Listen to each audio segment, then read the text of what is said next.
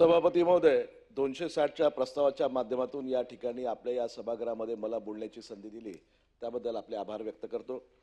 260चा सत्ता पक्षाचा प्रस्ताव आणि विरोधी पक्षाचा प्रस्ताव या दोन्ही प्रस्तावाचा जर आपण विचार केला तर साधारणतः आपल्या राज्यातले जे काही प्रश्न प्रलंबित आहेत, ज्या राज्यातले जे काही धोरणं आहेत याच्या संदर्भामध्ये ज्या पोटतिडकीने आपण सर्वांनी भावना मांडलेल्या आहेत आणि ते अतिशय चांगले आहेत। एका गोष्टीचा या ठिकाणी मला उल्लेख करावासा वाटतो की सातत्याने आपण आपल्या सभागृहामध्ये किंवा दोन्ही सभागृहामध्ये विधिमंडळामध्ये काम करताना एक विभाग जो आहे तो सातत्याने दुर्लक्षित आहे आणि तो अत्यंत महत्त्वाचा असा विभाग आहे। आपण शेतकऱ्यांवर चर्चा करतो ती केली पाहिजे, आपण महिलांवर चर्चा करतो, आपण रोजगाराच्या संदर्भामध्ये चर्चा करतो, शिक्षण क्षेत्रामध्ये आपण आपल्या सभागृहामध्ये मोठ्या प्रमाणामध्ये चर्चा करतो, आपण इतरही गोष्टींवर चर्चा करतो, परंतु क्रीडा विभागामध्ये सातत्याने या संपूर्ण विधिमंडळाच्या कामकाजामध्ये थोडीशी उपेक्षा या क्षेत्राला मिळते। जितक्या प्रमाणामध्ये या क्षेत्रामध्ये आपण चर्चा करायला पाहिजे आणि त्याच्यामधून शासनाचं धोरण आखायला पाहिजे याच्यामध्ये कुठेतरी आपण सर्वजण कमी पडतो। अनेक मंडळांनी अनेक सदस्यांनी या ठिकाणी याच्यापूर्वी सुद्धा लक्षवेधीच्या माध्यमातून प्रश्नोत्तराच्या माध्यमातून आम्ही सुद्धा अनेक वेळा मुद्दे मांडले, परंतु हा दुर्लक्षित अशा पद्धतीचा विभाग आहे आणि म्हणून त्याचा उल्लेख या ठिकाणी प्रामुख्याने मला करायचा आहे। मला एका गोष्टीचं शासनाचं लक्ष वेधायचं एका गोष्टी करता इथे उदय सामंत साहेब आहेत, मंगलप्रभात लोढा साहेब आहेत आणि या ठिकाणी मला उल्लेख करायचा आहे की आपल्या देशामध्ये आणि राज्यामध्ये हॉकी सुद्धा मोठ्या प्रमाणामध्ये खेळला जाते। इंटरनॅशनल लेवलला सुद्धा आपण अनेक वेळा चांगली कामगिरी आपल्या खेळाडूंच्या माध्यमातून झालेली आणि त्याच्या माध्यमातून आपल्या देशाचं नाव उंचावण्याचा प्रयत्न सुद्धा त्या ठिकाणी केलेला आहे। राज्याचं सुद्धा नाव अनेक कॉम्पिटिशन्सच्या अनेक चॅम्पियनशिपच्या माध्यमातून झालेलं आहे। आपल्या राज्यामध्ये 2 हॉकीच्या संघटना आहे। खरं म्हणजे देश पातळीवर हॉकी इंडिया नावाची फेडरेशन आहे, महाराष्ट्रामध्ये एक विदर्भ हॉकी असोसिएशन आहे आणि दुसरी आहे हॉकी महाराष्ट्र नावाची। आता या दोन्हीचा जर इतिहास पाहिला तर संयुक्त महाराष्ट्राच्या निर्मितीच्या पहिले 1960च्या पूर्वी 1959ला या विदर्भ हॉकी असोसिएशनची स्थापना झाली होती। तेव्हा आपण वेगवेगळे होते, तेव्हा विदर्भ याच्यामध्ये नव्हता, संयुक्त महाराष्ट्रामध्ये नव्हता, कारण आपले प्रोव्हिन्सेस वेगळे वेगळे होते।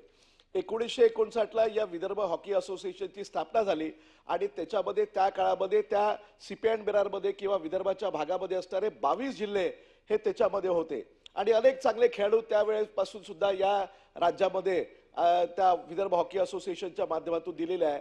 कालांतराने 1960 मध्ये महाराष्ट्राची निर्मिती झाली आणि नंतर मग त्या ठिकाणी नॅचरली विदर्भ आणि हा सगळा मराठवाडा आणि संपूर्ण महाराष्ट्र आपण एकत्रित आलो आणि त्याच्यामुळे एका राज्यामध्ये एक असोसिएशन अशा पद्धतीची पद्धत, कारण देश पातळीवर एक असोसिएशन आहे किंवा एक फेडरेशन आहे आणि म्हणून प्रत्येक राज्यामध्ये एक मान्यताप्राप्त फेडरेशन असावं अशा पद्धतीचं धोरण होतं। ते काही चुकीचं नव्हतं, ते योग्य होतं, परंतु ज्या संघटनेची निर्मिती त्या राज्याच्या निर्मितीच्या पूर्वी झाली, ज्या संघटनेच्या माध्यमातून अनेक दर्जेदार आंतरराष्ट्रीय स्तराचे खेळाडू दिले असून सुद्धा आज त्या विदर्भ हॉकी असोसिएशनला केवळ खेळाडूंच्या किंवा तिथल्या असोसिएशनच्या फेडरेशनच्या राजकारणाचा बळी पडण्याची वेळ आलेली आहे आणि या विदर्भ हॉकी असोसिएशनला महाराष्ट्र हॉकी असोसिएशननी, ज्याला हॉकी महाराष्ट्र म्हणतो, त्यांनी डिसअफिलिएट केली। याच्यापेक्षा दुसरं दुर्दैव राहू शकत नाही। या ठिकाणी मी सांगितलं 1959ला आमची निर्मिती झाली हॉकी असोसिएशनची विदर्भाची आणि कालांतराने काही वर्षानंतर त्या ठिकाणी हॉकी महाराष्ट्राची निर्मिती झाली। आज या हॉकी महाराष्ट्राचा जर आपण संपूर्ण कारभार बघितला तर अत्यंत चुकीचा, मोठ्या प्रमाणामध्ये भ्रष्टाचार, चुकीच्या लोकांना त्या ठिकाणी खेळामध्ये संधी देणे आणि जे चांगली कामगिरी करणारे जे खेळाडू आहेत त्यांना डावलला जाणे एवढंच नाही तर त्या ठिकाणी ज्या हॉकी महाराष्ट्राच्या संघटनेची निवडणूक सुद्धा झाली त्या निवडणुकीमध्ये सुद्धा गैरप्रकार झाला। चॅरिटी कमिशनरच्या माध्यमातून, धर्मादाय आयुक्ताच्या माध्यमातून त्या ठिकाणी अशा पद्धतीच्या असोसिएशनच्या किंवा फेडरेशनच्या निवडणुका होतात, त्यांची सुद्धा निवडणूक झाली आणि त्या निवडणुकीमध्ये त्या हॉकी महाराष्ट्राची वेबसाईटवर जर तुम्ही आजही उघडून पाहिली तर त्यांची जी घटना आहे, त्यांचे जे बायलॉज आहेत ते वेगळे आहेत आणि त्या ठिकाणी त्या निवडणुकीमध्ये चॅरिटी कमिशनरच्या ऑफिसमध्ये ज्या घटनेच्या माध्यमातून त्यांनी निवडणूक घेतली ती घटना वेगळी आहे। असं कसं राहू शकते? एखाद्या संस्थेची, एखाद्या संघटनेची 2-2 घटना कशा राहू शकतात? ते त्या तशा पद्धतीचे प्रताप ती हॉकी महाराष्ट्र चालवणारे जे काही लोक आहेत त्या मंडळींनी करून दाखवलेला आहे। आम्ही अनेक वेळा तक्रार केली, दत्ता भरणे साहेब या राज्याचे क्रीडा मंत्री आहेत, त्यांनी सुद्धा या सभागृहाच्या माझ्या निवेदनाच्या माध्यमातून त्या ठिकाणी लक्ष घातलं पाहिजे आणि ताबडतोब याची एन्क्वायरी होणं गरजेचं आहे। त्यांनी या हॉकी महाराष्ट्राच्या काही पदस्थ अधिकाऱ्यांनी हॉकी इंडियाच्या लोकांसोबत संगनमत केलं आणि विदर्भ हॉकी असोसिएशनला त्या ठिकाणी डिस्क्वालिफाय केलं आम्ही एवढे आंतरराष्ट्रीय दर्जाचे खेळाडू तयार केले, आम्ही त्या ठिकाणी प्रचंड मेहनत केली आणि आम्हाला डिसिप्लिन केले. मग या विदर्भातले पोरं हॉकी खेळणारे खेळाडू हे काय गिल्ली दंडू खेळणार आहे का, हे काय कंच खेळणार आहे का, असा प्रश्न मला या निमित्ताने विचारायचा आहे. आणि म्हणून याच्यावर तत्काळ एन्क्वायरी लावण्याची गरज आहे. आणि केवळ 260च्या प्रस्तावाच्या माध्यमातून नाही तर माझी उदय सामंत साहेबांना विनंती आहे की आपण सुद्धा भरडे साहेबांना सांगून या बाबतीमध्ये एन्क्वायरी लावणं गरजेचं आहे. बैठक लावली पाहिजे. होऊ द्या ना दूध का दूध पाणी का पाणी. किती काळ वाट पाहत राहायची. सातत्याने कोर्ट लेवलला प्रत्येक म्हणजे हायकोर्ट असेल किंवा त्या ठिकाणी चॅरिटी कमिशनर्समध्ये सातत्याने तक्रारी झाल्या विदर्भ हॉकी असोसिएशनच्या माध्यमातून की जी हॉकी महाराष्ट्राच्या माध्यमातून त्यांच्या संघटनेची निवडणूक झाली ती गैरमार्गाने झाली, गैरकायदेशीर आहे. त्या ठिकाणी 2-2 घटना करून केलेली आहे आणि म्हणून तो अन्याय त्या ठिकाणी हात दूर केला पाहिजे. अशा पद्धतीची भावना मला या ठिकाणी मांडायची आहे. या ठिकाणी क्रीडा क्षेत्रामध्ये काम करणारे अनेक चांगले गुणवंत खेळाडू आहेत, चांगले उत्कृष्ट कामगिरी करणारे खेळाडू आहे. या खेळाडूंकडे लक्षच नाही.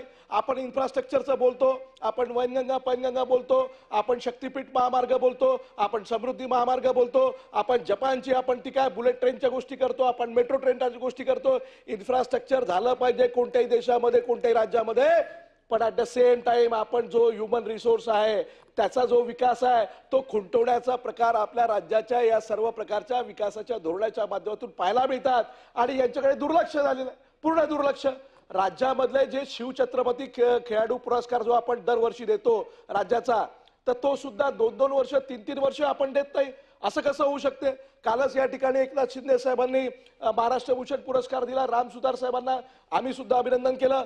परंतु शिव छत्रपती अवॉर्ड, छत्रपतींच्या नावाने आपण ज्यांची पूजा करतो, ज्यांच्या नावाने हे राज्य चालवतो, त्यांच्या नावाचा असलेला पुरस्कार तो सुद्धा देण्यासाठी कुचराई ही सरकार करते, हे शासन करते, हे दुर्दैवी आहे.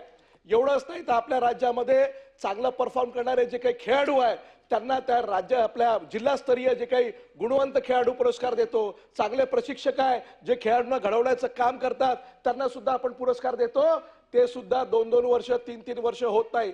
असं का करता येत नाही हो आपण की या राज्यातले जितके पुरस्कार आहेत त्या पुरस्काराचं एक शेड्यूल आपल्याला तयार करता येते. विद्यापीठ स्तरावर आपण शेड्यूल तयार करतो, आपण फिक्स शेड्यूल आपल्या बोर्डाच्या माध्यमातून आपण शालेय शिक्षण विभागामध्ये करतो, अनेक अन्य ठिकाणी आपण करतो. मग खेळा क्षेत्रामध्ये सुद्धा क्रीडा क्षेत्रामध्ये सुद्धा तशा पद्धतीचं आपण आचरण किंवा तशा पद्धतीची आचारसंहिता ही आपण आपल्याला लावून का घेत नाही. आपण असं फिक्स त्याच्यामध्ये डेट दिली पाहिजे की या राज्याचे जे काही पुरस्कार आहेत ते आम्ही इतक्या तारखेपर्यंत आम्ही त्याचे अर्ज मागवू आणि त्याची छाननी करू आणि या तारखेपर्यंत राज्यामध्ये प्रत्येक वर्षी हे त्या खेळाडूंना पुरस्कार केले पाहिजे, प्रशिक्षकांना पुरस्कार केले पाहिजे. हे धोरण आपण त्या ठिकाणी का घेत नाही. सर्व जे काही आपले जिल्हास्तरीय जे पुरस्कार आहे त्याचे सुद्धा प्रत्येक जिल्ह्याचे पुरस्काराच्या समित्या वेगळ्या आहेत आणि मग त्यांचं प्रत्येकाचं धोरण जरी सारखं असलं तरी त्या ठिकाणी त्या मिटिंगा महिन्यांची घेत नाही आणि म्हणून ती पुरस्काराची तारीख सुद्धा वेगवेगळी आहे. माझी या सभागृहामध्ये या ठिकाणी या निवेदनाच्या माध्यमातून विनंती आहे की आपण आपल्या राज्यातल्या सर्व जिल्हास्तरीय पुरस्काराचं वितरण करताना सुद्धा समान धोरण आपण का बरं त्या ठिकाणी अंमलात आणत नाही आणि समान तारीख सगळ्यांना द्यायला पाहिजे की प्रत्येक वर्षी काही का होईना परंतु या राज्यातल्या प्रत्येक जिल्ह्यातल्या पुरस्काराचं वितरण करण्याकरिता एक समान तारीख त्या ठिकाणी राहील आणि तशा पद्धतीचं काम झालं पाहिजे. ज्या जिल्हास्तरीय समित्या आहे त्या ठिकाणी त्या समित्यांचं लक्ष नाही, ते म्हणतात आम्हाला वेळ नाही, बाकीच्या सगळ्या विकासाच्या कामापासून आम्हाला त्या ठिकाणी वेळ नाही, हे म्हणून चालणार नाही आणि म्हणून त्यासाठी सुद्धा आपण समान धोरण या ठिकाणी केलेलं पाहिजे. खुशालराव जाधव म्हणून खेळाडू गुणवत्ता शोध जो पुरस्कार आहे त्याची सुद्धा मागणी अनेक संघटनांनी सातत्याने केलेली आहे आणि त्याच्या माध्यमातून या राज्यातले शालेय स्तरावर असेल महाविद्यालयीन स्तरावर असेल त्यांच्या त्या ठिकाणी घडवण्यासाठी आपण तशा पद्धतीचं आपण समिती स्थापन केली पाहिजे ना. आपलं पूर्णतः दुर्लक्ष आहे ना. शालेय स्तरावर ज्या काही कॉम्पिटिशन्स होतात, ज्या काही त्या ठिकाणी खेळाचे टुर्नामेंट्स होतात तेवढ्याच वर आपण कॉन्सन्ट्रेट करतो, परंतु या ठिकाणी शासनाची वेगळी मदत देण्याची गरज आहे, त्यांना वेगळं अनुदान देण्याची गरज आहे. डीपीसीच्या माध्यमातून आपल्याला माहिती आहे की डीपीसीच्या माध्यमातून विशेष काही अनुदान या खेळाडूंना मिळत नाही, या क्रीडा क्षेत्राला मिळत नाही. त्या ठिकाणी आपण जर आपल्या राज्याचा अर्थसंकल्प पाहिला, आपण तरतुदी पाहिल्या तर त्याच्यामध्ये खेळाचा भाग, क्रीडा विभाग हा सगळ्यात निग्लेक्टेड असा विभाग आहे. मग याला आपण केव्हा त्या ठिकाणी मोठं करणार आहे. बाकीच्या देशाची तुलना आपण इन्फ्रास्ट्रक्चर सोबत करतो, अमेरिकेची तुलना करतो, चायनाची करतो, जपानची करतो, इतर कंट्रीजची करतो.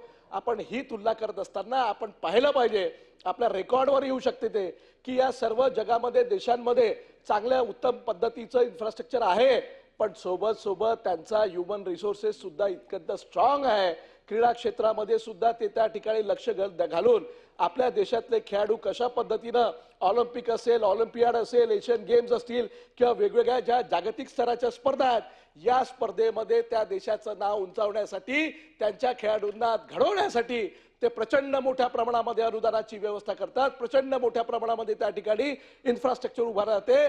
त्याच्यामध्ये आपला देश अत्यंत मागे आहे, अत्यंत मागे आहे. आपल्या लोकसंख्येच्या तुलनेमध्ये तुम्ही चायनाचं त्या ठिकाणी कंपॅरिझन करा, लोकसंख्येच्या शिवाय तुम्ही जपानचं तुलना करा, तुम्ही कोरियासारख्या कंट्रीजची तुलना करा. या सर्व कंट्रीजच्या या सगळ्या याच्यामध्ये आपण सर्वात मागे आहोत, सर्वात मागासलेले आहोत या क्रीडा क्षेत्रामध्ये. आणि म्हणून या राज्याचं धोरण सुद्धा आखताना, या राज्याच्या अर्थसंकल्पाचा विचार करताना सुद्धा त्या ठिकाणी आपण तशा पद्धतीची भावना ही निर्माण करणं गरजेचं आहे. एक स्पोर्ट्स युनिव्हर्सिटीचा या ठिकाणी मला उल्लेख करायचा आहे. महाविकास आघाडीची सरकार असताना या राज्याचे क्रीडा मंत्री होते सुनील केदार साहेब. त्यांच्या पुढाकाराने पुढे त्या ठिकाणी आपल्या राज्यामध्ये एक स्पोर्ट्स युनिव्हर्सिटी झाली पाहिजे याचा प्रयत्न त्यांनी केला आणि ते मंजूर सुद्धा करून घेतलं. अजितदादांनी त्यांना विनंती केली की पुण्यामध्ये हे विद्यापीठ झालं पाहिजे आणि म्हणून पुण्यामध्ये सुद्धा भूमिपूजन झालं, त्याची सुरुवात झाली होती. परंतु आज या स्पोर्ट्स युनिव्हर्सिटीचं काय झालं पुढे हे कोणालाही माहिती नाही. तर त्याच्यामुळे आपल्या या 260च्या प्रस्तावाच्या माध्यमातून माझी शासनाला विनंती आहे की आपण त्या स्पोर्ट्स युनिव्हर्सिटीच्या बाबतीमध्ये नेमकं आपलं काय धोरण आहे, येणाऱ्या काळामध्ये ते विद्यापीठ कसं चालणार आहे, नेमकं आपण बाकीच्या विद्यापीठामध्ये जे काही आपले अभ्यासक्रम आहेत, अकॅडमिक आपले करिक्युलम आहे, त्याच्याशिवाय आपल्या राज्यातल्या खेळाडूंना तयार करण्यासाठी या विद्यापीठाचा कसा वापर करता येईल, त्याचं करिक्युलम कसं राहील, त्याचा अभ्यासक्रम कसं राहील, त्याचे त्या ठिकाणी डिग्री राहतील की त्या ठिकाणी डिप्लोमा राहतील की सर्टिफिकेट कोर्स राहतील, त्यांना आपण कसं तयार करणार आहे याचा विचार त्या स्पोर्ट्स युनिव्हर्सिटीच्या माध्यमातून झाला पाहिजे. आणि म्हणून ते सुद्धा धोरण येणाऱ्या काळामध्ये शासनानं जाहीर करावं अशी माझी या ठिकाणी विनंती आहे. मागल्या काळामध्ये 2-3 मिनिटं घेतो सभापती महोदय. मागल्या काळामध्ये आपल्या राज्यामध्ये 5% जे आपल्या खेळाडूंना आरक्षण आहे, त्या आरक्षणाच्या माध्यमातून मोठा घोटाळा झाला होता विधानसभेमध्ये आणि विधान परिषदमध्ये. त्याचे पडसाद उमटले होते पंकज भोयर साहेब की त्या 5% खेळाडूंच्या आरक्षणाच्या माध्यमातून ज्यांना नोकऱ्या लागल्या, ह्या खऱ्या खेळाडूंची कंप्लेंट आहे की या मंत्रालयात बसलेल्या काही अधिकाऱ्यांनी संगनमतांनी खोट्या सर्टिफिकेटच्या आधारावर काही लोकांना नोकऱ्या दिलेल्या आहे. त्याची पुन्हा एकदा चौकशी या ठिकाणी झाली पाहिजे आणि ज्यांनी खोट्या सर्टिफिकेटवर नोकऱ्या मिळवल्या आहेत त्यांना त्या ठिकाणी बडतर्फ करायला पाहिजे आणि खऱ्या खेळाडूंना या राज्यातल्या त्यांना या 5% आरक्षणाच्या फायद्याच्या माध्यमातून त्या ठिकाणी फायदा झाला पाहिजे अशा प्रकारची विनंती करतो. आपल्या राज्यामध्ये गुणवत्ताधारक जे खेळाडू आपण त्या ठिकाणी त्यांना पुरस्काराने सन्मानित करतो, त्यांना आणखीन वेगळ्या मोठ्या स्तरावर पाठवण्याचा प्रयत्न त्यांच्या त्या याच्या माध्यमातून करतो. त्याच्यामध्ये त्यांचं जे आपली अर्हता दिलेली आहे ते 1 राष्ट्रीय सुवर्ण पदक प्राप्त असेल, 10 राज्य सुवर्ण पदक प्राप्त खेळाडू असेल किंवा 10 राष्ट्रीय सुवर्ण पदक प्राप्त खेळाडू असेल, या सर्वांना आपण एकाच तराजूमध्ये कसं मोजता येणार आहे. प्रत्येक टप्प्याटप्प्याने त्यांना आंतरराष्ट्रीय स्तरावर खेळणारे खेळाडू, राज्यस्तरीय कामगिरी करणारे खेळाडू, जिल्हास्तरीय कामगिरी करणारे खेळाडू यांचं मोजमाप हे योग्य पद्धतीनं झालं पाहिजे, त्यांचं मूल्यमापन झालं पाहिजे. आणि हे जर मूल्यमापन केलं तर आपल्या राज्यातल्या खेळाडूंना त्या ठिकाणी न्याय मिळेल अशा पद्धतीची भावना मला या ठिकाणी म्हणायची आहे. आपल्या राज्यामध्ये जिल्हा स्तरावर असणारे जे काही प्रशिक्षक आहे, हे प्रशिक्षकांना सर्व प्रकारचे ऍडमिनिस्ट्रेशनचे कामं दिले जातात आणि म्हणून त्यांना काय आपण बाबू म्हणून नोकरीवर ठेवलाय का? त्यांचं काम आहे प्रशिक्षक म्हणून, अतिशय चांगलं काम करतात. परंतु त्यांना तुम्ही ऑफिसचे कामं आणि ऍडमिनिस्ट्रेशनचे कामं त्या ठिकाणी जिल्हा स्तरावर दिल्यामुळे ते एंगेज होऊन जातात. त्यांनी खरं म्हणजे त्या खेळाडूंना खेळवलं पाहिजे, तयार केलं पाहिजे, त्यांच्याकडे श्रम घेतले पाहिजे आणि तशाच पद्धतीची त्या ठिकाणी मागणी होती. परंतु दुर्दैवाने असं होत नाही. या क्रीडा विभागामध्ये या 260च्या प्रस्तावाच्या माध्यमातून माझी सरकारला विनंती आहे, शासनाला विनंती आहे की येणाऱ्या काळामध्ये श्वेतपत्रिका या क्रीडा क्षेत्रामध्ये जाहीर केली पाहिजे आणि येणाऱ्या काळामध्ये आपल्या राज्यामध्ये, देशामध्ये महाराष्ट्र हा अव्वल झाला पाहिजे एवढी विनंती करतो. थांबतो. धन्यवाद.